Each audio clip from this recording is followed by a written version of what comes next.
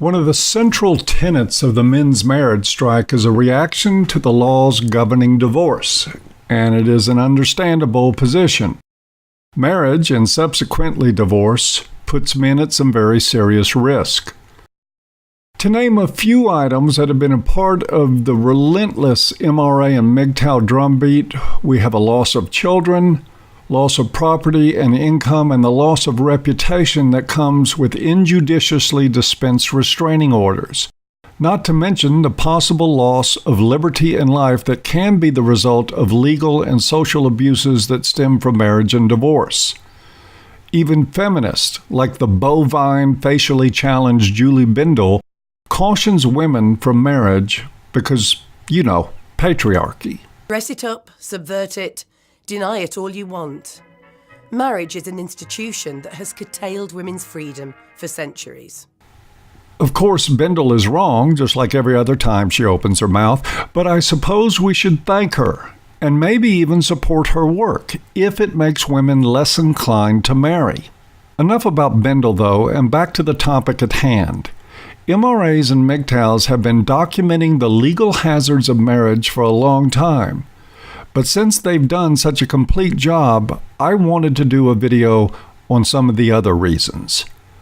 This is mainly for the benefit of men who manage to convince themselves that they are somehow immune to the legal traps, or that the woman they have chosen is a super cupcake who would never avail herself to the weapons provided by the system that are designed to destroy men and their children during the process of a divorce. I start with a simple declaration. If the entirety of the corrupt family law system were to be magically repaired in an instant, if restraining orders required proof, if child support and alimony were ended and default shared parenting became the law of the land, most men would still be better off not married or even living with a female partner, especially those whose relationships were founded on any notion of romantic love. So for just a few minutes, let's toss out the obvious concerns about what the law can do to a man where it concerns marriage. Let's talk instead about long-term relationships that are predicated on romantic love, especially where chivalry is a part of the governing influence on the relationship. Let's take a look first at how most relationships still start. Let me be brutally honest here about how that happens, even if most men won't be brutally honest with themselves. Relationships start with men competing with each other to present themselves as capable protectors and providers for women. Straight out of the gate, it is not about your character, your personality, your decency as a human being, or your capacity to love, communicate, or be a good father. It's not even about your looks or your sexual prowess. Those items count when women are looking for sex much more so than when looking for marriage, which is to say that looks and steadiness may well help her decide who she's inclined to cheat on you with, but not much else. I don't care who you are. These are the ground rules that form your romantic involvement with women. I'm not saying that there aren't unicorns out there. I am saying, however, that they are unicorns, infinitesimally rare exceptions to the rule. And so far, we have not even factored in the current self-aggrandizement and neurotic entitlement that permeates Western female culture. Take a look at this series of images. Unless you have an unusually strong constitution, a higher than usual acumen for putting an end to princess bullshit, or unless you have a magical net and catch yourself a unicorn, you are not just looking at marriage proposals. You are looking at the model for the entirety of married life. What used to be something symbolic, a metaphor for the ability and willingness to be a provider, is now taken literally by legions of women. To them, this doesn't say, "I love you and want to marry you." It says, "I bring gifts because I owe you, because your wants are more important than my needs." And her response isn't just, "Yes, I will marry you."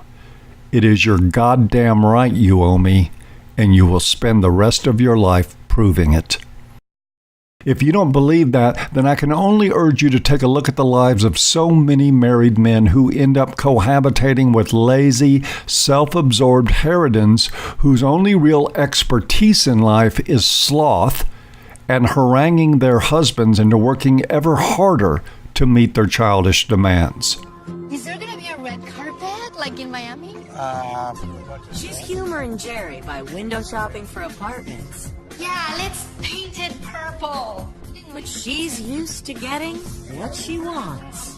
I want to have like a horse and a donkey. If I can compromise and get her a house, I'll make her very happy. They tend toward emotional, psychological, and sometimes even physical abusiveness. Mind you, I'm not talking about abusiveness in the classical sense. I'm talking about the everyday, mundane type of abuse that men typically acclimate themselves to with women. Here is one rule that I do have, and it's the 25-75 rule, which means that you should be talking 25% of the time, and a woman should be talking 75% of the time. Women getting their way about everything is one such form of abuse. It is the kind of abuse that men frequently end up creating euphemisms for, like, oh, that's just how women are. Well, yes, that is just how women are. The question is really why men are so quick to put up with it. For instance, one of the things that most men will get used to in so-called successful marriages is that every major decision that impacts their lives is going to be made by her. Any real estate agent will be able to tell you that when a couple purchases a home, usually the most significant and costly investment of their lives, it is the woman who's going to make the decision. Even if you are one paying for the home, agents know you probably don't count for much in the equation. They are selling to her, not you, or even you as part of a couple. They pitch the bitch. You're just the wallet. This isn't limited to homes. According to Martha Barletta, author of Marketing to Women, U.S. women control or influence $7 trillion in consumer spending annually and make 85% of all purchase decisions. Notice that the 85% figure is about all purchase decisions, not just the home. That means, at least statistically speaking, the moment you get married, the lion's share of your purchasing decisions are no longer yours. They're in her hands. She will decide on the car or cars you own, the furniture you buy, the vacations you take, even the clothing and the food you shop for. Ever heard of the stereotype of the couple in the mall, him carrying all the packages and her carrying the credit card? Well, it's not an urban myth. Mall mules are a thing. The more you examine the realities of marriage and divorce, it becomes clear that divorce is just a demarcation line between her spending your money while you are still allowed to sleep in the home and spending your money after you've been kicked out. Okay, you might say, you're not really a materialistic guy and you don't mind if she spends your hard-earned cash in ways that please her. I happen to think that is the rationale of guys whose spines resemble overdone ribbons of fettuccine and have to find a way to rationalize their way out of looking at that, but I'm not here to argue about it. The fact is that it does not end with just turning you into an ATM. In many cases, you are turned into an ATM that is not allowed to take up too much room in her house, even when you technically live there. After years of hearing from men who learn to cope with their being viewed as a utility, who adjust to homes with hers and hers closets, hers and hers sinks, and hers spending money, the disappearing space becomes just another thing they rationalize as some sort of noble sacrifice in the name of being a good man. They have to apply that same rationale, I suppose, as they watch their friends fade away, their interests and their hobbies gather dust, and as they watch their whole lives reduced to nothing more than an afterthought in the realm of satisfying whatever it is she wants. just as they will have to put the rationalization hamster on steroids to conjure up a way to live with the fact that when all is said and done, she will still be highly unlikely to approve of him. And there's the rub, gents. Life, with the greatest majority of modern women, is nothing less than a battle for your soul. These women were born and raised in a culture that told them men owed them the moon and stars. They have been fed a narrative by feminists and traditionalists alike that tells them they are entitled. To them, treating a man like a servant and a butler is part of the natural order.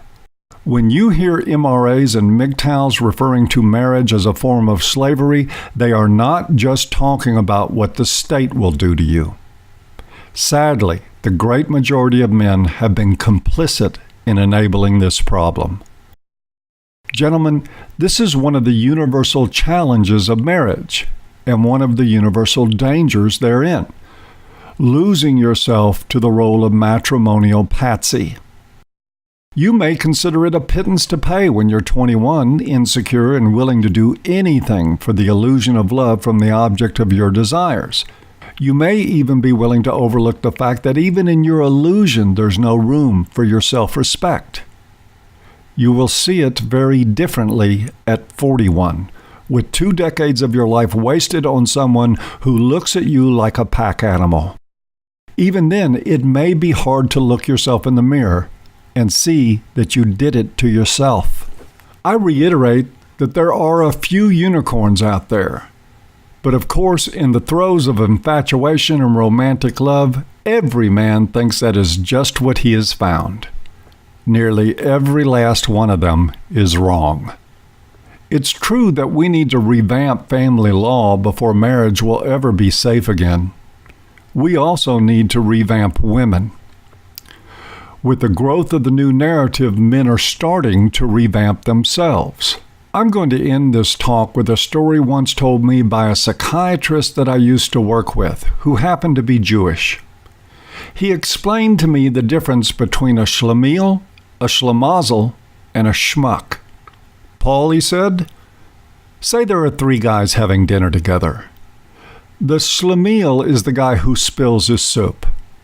The schlemazel is the guy he spills it on.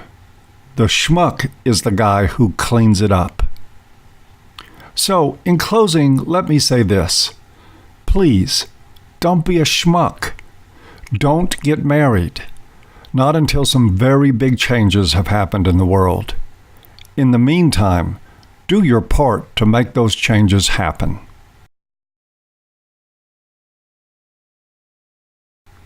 Okay, guys, time for some Monday myth busting. Most guys hear at one time or another that one of the best places to meet a woman is in church. That is complete bullshit. Nobody will put you in the role of the family mule quicker than a religious woman. On top of all the social messaging she gets, she also has clergy and Jesus himself telling her that you should man up and be a good husband. And to her, a good husband is one that races hard and fast for the grave so that she can live the good life. A good husband mans up and doesn't complain. She knows a good husband is the one that makes sure she gets her way. Basically, guys, shopping for a good wife in a church is like shopping for one from Thailand on the internet. You do it because you think she embraces traditional values that make her loyal to you and to a marriage. Wrong. She longs for the promise mall, just like the rest of them. The only really good woman, except for the elusive unicorn, is the woman that can survive being trained into being an actual adult with an adult's conscience. You better make sure you're wired to do that before you invest your ass in it. Well, thanks for listening once again, fellow travelers. You can help us spread the word by liking and sharing this video and subbing to this channel. Also, if you like the work, a visit to the Patreon page, which is linked in the low bar, and making a small pledge keeps the lights on and the videos coming. As always, I hope you've enjoyed, and see you next time.